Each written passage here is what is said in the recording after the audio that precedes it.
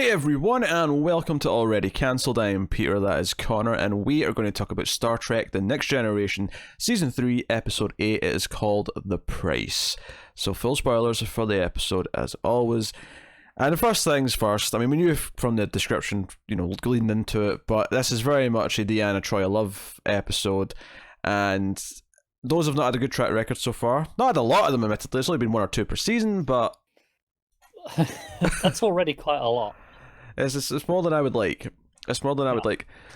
And the sad part is I feel like the actual premise of this episode, which is this planet, this alien race on this planet, have like a sort of natural wormhole that appears near them, but it's stable, which makes it notable. It's a stable wormhole. And they think, oh, hey, this is like the term they use is a natural resource. This is something they can actually use within the galactic civilization to make a profit.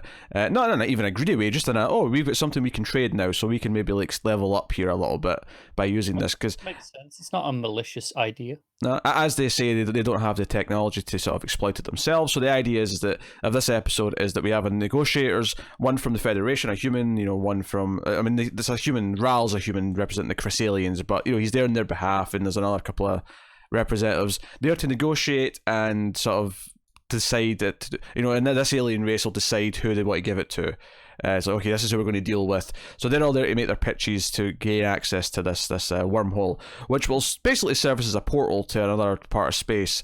Obviously, it gets a bit more complex later on, but at least at first they think at least the Gamma Quadrant, which would take like 5 years to get to at top speed.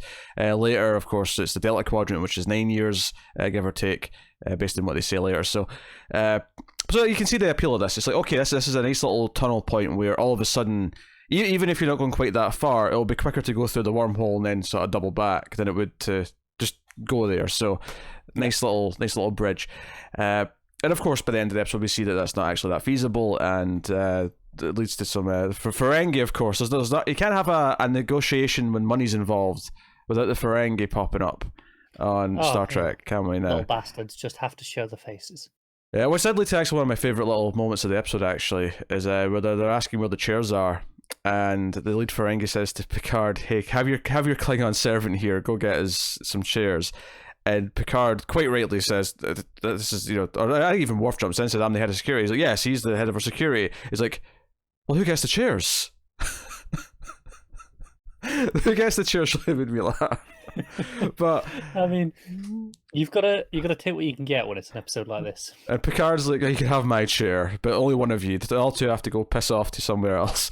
The actual core idea of this financial bidding war, essentially, for this service, I actually like that, just in the sense of like, okay, here's a really practical application of a sci-fi concept in Star Trek. That part I like the concept of. I think it's interesting that describes a good percentage of the shitty episodes that we've had throughout the entire show, in that there's a good concept in what should be the main plot, but then they take the terrible subplot and devote 80% of the time to that instead.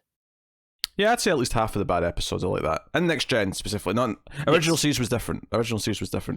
Yeah. But yeah, no, that's true. So basically this what did I say his name was? Ral. The dude from Police Academy 6 is what I was thinking of throughout. I haven't seen Police Academy 6, so forgive me. Yes, Ral, played by Matt McCoy, apparently his name is.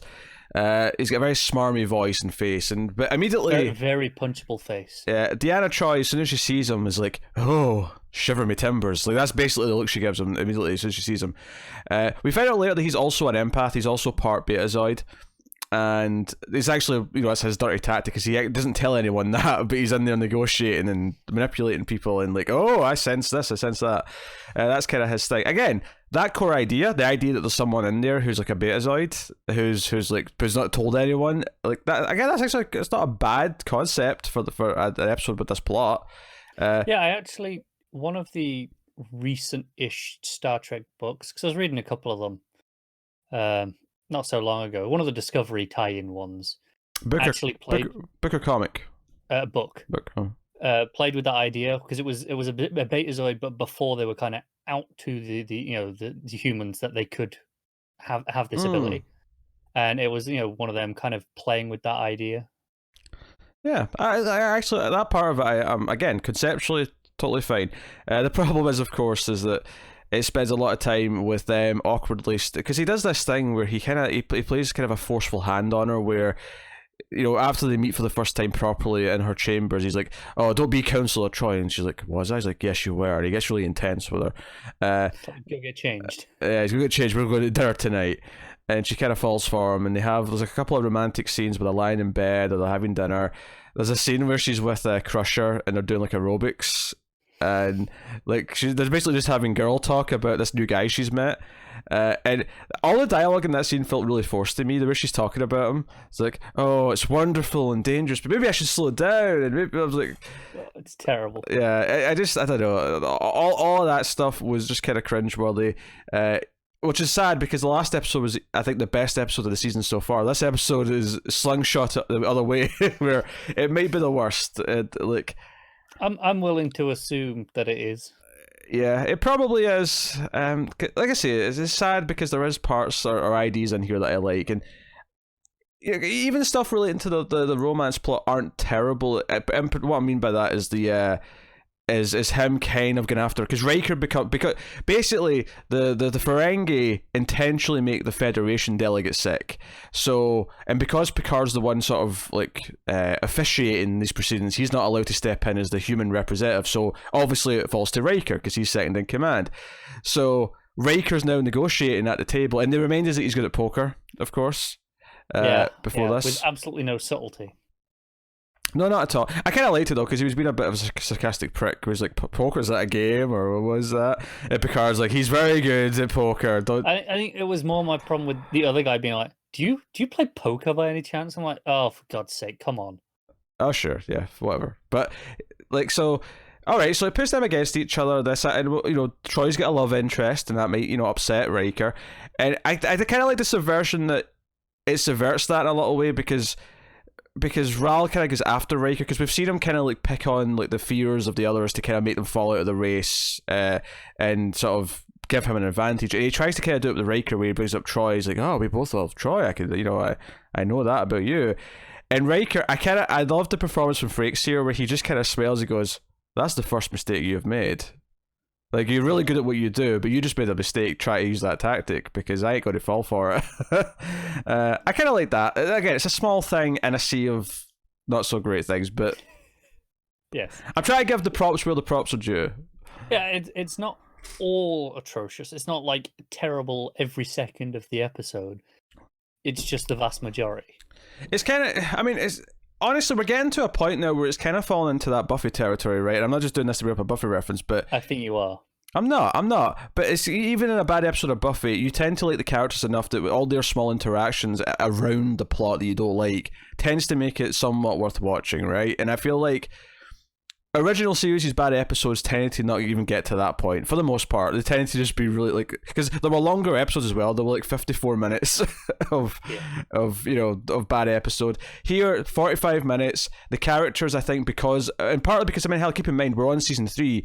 The original series only made it to season 3, and I think we're at a point now in season 3 of this show where we're really getting a feel. Even small characters like O'Brien, like there's little jokes with O'Brien now. It's like, oh hey, it's fun, they're interacting with O'Brien. Like there's a lot of that going on now where I like the characters enough engaging with each other that even in a bad episode like this, there's all these little things around it that are like, okay, you know what? Even though the episode isn't a good episode, like hell, I have a really good laugh in this episode later on. So in the main plot, they sent through a probe into the wormhole, and it came out the other side, and it was, oh, it's in the Gamma Quadrant. All right, okay, we'll send in a manned probe, right? We'll send in Geordi and Data, and they'll go on a little shuttle, and the Ferengi are like, "You're not going on your own, we're going too," so they get their own little shuttle. Naturally. And I liked all this subplot, by the way. All this was fine and fun. You mean all the stuff that Troy wasn't involved in whatsoever? Sure, I wasn't going to phrase it like that, but yes, but it's accurate. I think is and this is very much of correlation and causation being related.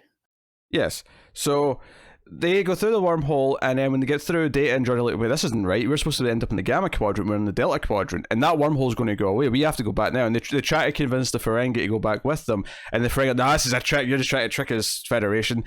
And I actually let out a proper laugh when after Data and Jordy go through the wormhole, the Ferengi are laughing and like, oh, maybe we should go back now too. And then the wormhole just disappears, and there's this moment where they just go, there's a little gasp, and I just let out a laugh. It was actually really funny, and it's kind of played for laughs later, where like Picard even drops a line where he's like, "Oh, you'll maybe run into your crewmates in about 9 years," and I'm like, "Yeah, they're kind of been left out there to die. Like, this really shouldn't be this funny. Like, they're screwed." But you know, it made me laugh. It was a fun joke. No, it was. And there was the joke as well when I think it was as they were just going through, and it was how we could be stuck out here alone. And Dave's like, "Oh, good job you got me to talk to." Something to that effect. That was a nice little moment. Yeah, that was good. And you could almost feel Geordie rolling his eyes. Yeah, well, that's the beautiful thing of it, though, is that with any other characters, the person saying that would be cracking a little joke. Like, they know what they were doing, but Data says it genuinely. And Geordie's like, yeah, let's get back in one piece, shall we? Let's make sure we get back. I mean, we're kind of best friends, but I still don't want to just be with you for eternity. I say eternity, until we die. Well, until I die. Data might last a bit longer. But, I suspect that sentiment of, I like you a lot, but I don't want to be spending every moment with you, it sums up a lot of people right now. Yeah, it kind of sums up this show in a lot of ways. And all the other shows we do together, for that matter. Yeah, it's true. Nah, that's a lie. We don't like each other that much in the first place. Yeah. But so all that stuff, entertaining. Ral's big thing is that he actually has like a deal with the Ferengi. He's got like a little con job that he tries to pull, where he's basically making this alien race side with him and the Chrysalians, under the guise that the Federation have too many enemies and are always going to be in conflict with someone, and therefore it's dangerous to have them be in charge of this wormhole. And they do this little thing where the Ferengi are going to attack the ship at the end, and they say, okay, all hands on deck, red alert, blah, blah, blah. Which, by the way, we talked last episode about how important and impactful that red alert moment was when he said red alert. This episode, it's like, oh, red alert, shrug.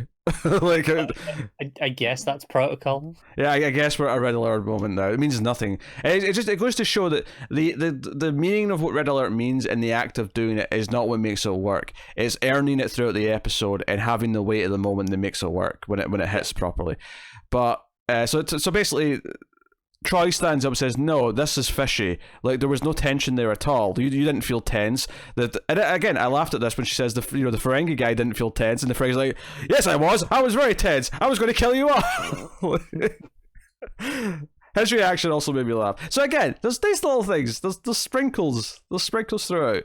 Yeah. And I think it's to his credit, as much as we're saying it's a bad episode, and I think overall we're negative on this episode, we have stopped and said a lot of little things, like, oh, but this little moment and this little. There's a lot of those. There are a lot of little things, but none of them are enough to salvage it. No, of course not. The problem is even while you're watching it, there are moments here or there, but they're sprinkled throughout, and while there are a reasonable amount of them, they're never enough to lift the scene up enough, usually, to become a point where it's bearable.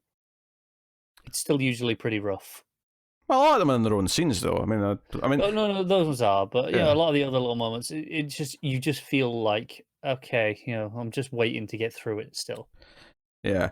And basically they discover that because the wormhole's unstable in the other end, this end will become unstable as well. I mean, hell, even if only one end's unstable, it's still kind of useless. Like, you don't know where you're going to pop out. Like, that seems like a bit of a problem. Yeah. So it's worthless. But he's already made the deal, and he says he's going to honour the deal, and they're still going to pay them whatever they promised.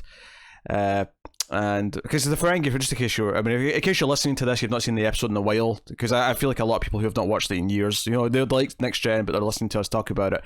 The Ferengi, their side of the deal was that they were going to be allowed to use it for free forever, basically. That was like the deal that he struck up with them. So, because obviously the idea is you'd have to pay a toll to whoever owns it. Whoever owned it, the rights to it, yeah. So that's basically it. The last scenes, one of the every scene where it's just Troy and Ral on their own are obviously the worst scenes of the episode, and there's like a good 5 of them, I'd say. And this final one where he's like, "Oh, come away with me, let's run away together," and she's like, "No." Cue credits. That's basically the scene. I mean, Yeah, and I don't know if I'm just misremembering, but it feels like there are more of those scenes in the first half of the episode. no, I think that's right. I think it kind of shifts once it's like Geordie and Data going through the portal. It kind of spends a lot more time away from those two as a pair. Yeah, but the problem is, I think that because that is the first half or so of the episode is dedicated to those two mostly. By the time you get halfway through, it's kind of a lost cause because you're completely out of it by that point, and it doesn't really matter. Even if these scenes after are overall of a better quality, it's kind of just too late.